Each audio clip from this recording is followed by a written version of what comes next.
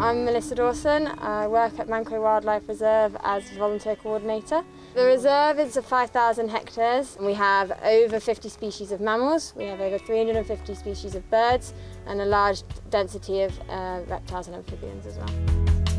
I've only flown a couple of drones in my life, so I'm not massively experienced as a drone pilot, but I do feel very confident when I fly your drones. They make it very easy, very safe, and a lot of the functions on there make me very excited to fly it more. In this field we have a lot of gravelly and sandy bases, so the hand launch function for us is revolutionary. Thermal cameras we currently use on the reserve. Having something aerial that has a thermal image would be really useful for us. Allows us to potentially find poachers in thickets, so we can maybe move our ground team in a lot quicker.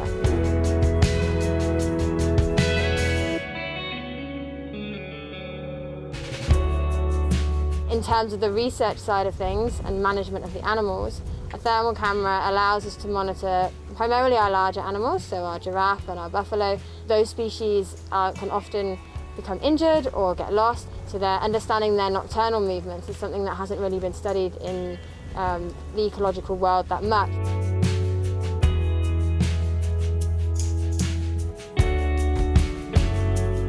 The drone has become essential in certain elements because we have it. So we've adapted ourselves to fit.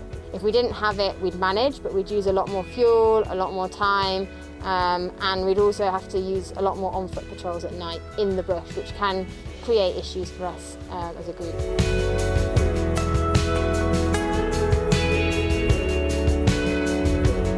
I genuinely had fun flying the drones, rather than it being work, which was a really nice element. Obviously we're getting a good job done, but it's enjoyable to do as well.